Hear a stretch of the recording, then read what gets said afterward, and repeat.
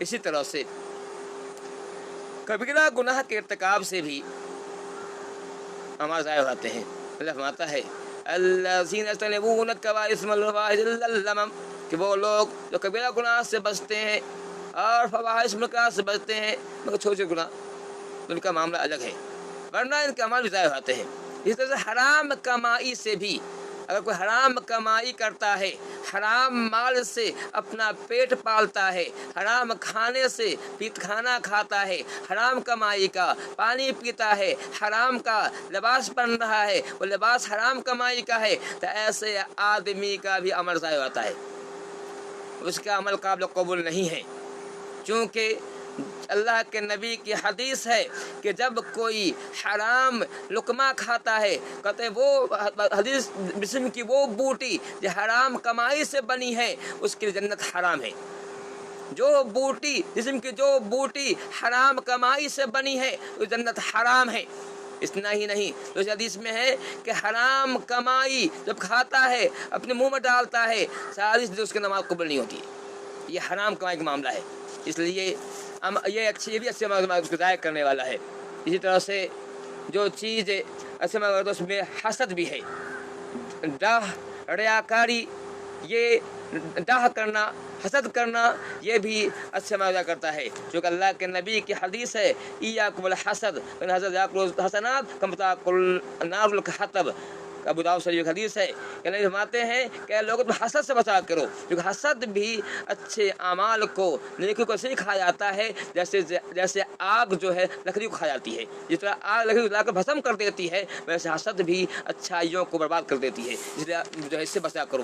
اسی طرح سے اور بھی ہے والدین کی نافرمانی، ماں باپ جو دنیا میں آنے سبب بنتے ہیں، جن کے ہم پر بڑے احسانات ہیں، ماں باپ کے احسانات کو شمار کرنا، ماں باپ کے احسانات کو گننا آسان نہیں ہے۔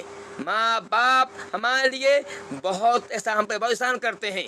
جب ہم پیدا ہوتے ہیں تو وہ ہماری خاطر کتنا پریشان ہوتے ہیں۔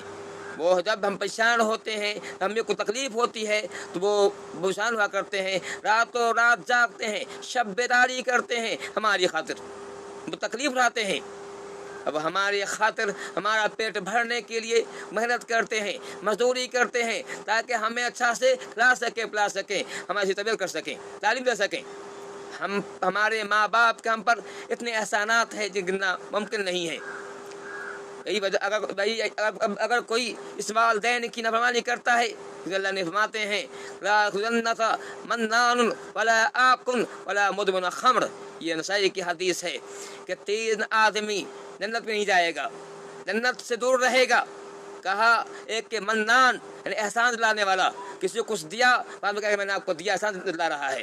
دوسرا ولا آکن، جو ماں باپ کو نافرمان ہے، ماں باپ اچھا سلوک نہیں کرتا، ماں باپ کو ڈانٹتا ہے، ماں باپ برا سلوک کرتا ہے، ماں باپ کو گالی دیا کرتا ہے، کتنا بڑا یہ منحوس آدمی ہے جو ماں باپ سے سلوک کرتا ہے۔ اللہ فرماتے ہیں کہ وہ آدمی جو ماں باپ کے ساتھ بدسلوکی کرتا ہے، ماں باپ کے ساتھ ناجائز سلوک کرتا ہے، ماں باپ گالی دیا کرتا ہے، ماں باپ کو مارتا پیٹتا ہے، ایسے بھی ہمارے سماج میں ہے، ایسے بھی لوگ ہیں ہمارے سماج کے اندر۔ یہ بدترین لوگ، بد تہذیب لوگ، یہ ظالم، یہ جاہل ان پڑھ لوگ ہیں جو ایسی بسلوک کرتے ہیں، جو ماں باپ کے ساتھ ناجائز سلوک کرتے ہیں۔ اللہ فرماتے ہیں کہ ایسا آدمی جو ماں باپ کا ناجائز سلوک کرتا ہے، ماں باپ کے ساتھ برا سلوک کرتا ہے، مارتا پیٹتا ہے، ایسا جنت نہیں جائے گا، جنت اس کے لیے حرام ہے۔ اور صرف شراب پینے والا، لیکن ایک اور حدیث ہے، یہ حدیث جو ترمذی کی حدیث اللہ فرماتے ہیں رضی اللہ فی رضی الوالدین سخط اللہ فی الوالدین، یاد رکھو اگر چاہتے اللہ تم راضی ہو جائے تو ماں باپ راضی کر لو، اگر چاہتے ہو کہ رب العالمین تم راضی ہو تو ماں باپ راضی کرو، اور یاد رکھو ماں باپ کی ناراضی میں اللہ کی بھی ناراضی ہے۔ ماں باپ راضی ہو جائیں گے اللہ راضی ہو جائیں گے، یہ ماں باپ کا مقام اور مرتبہ ہے۔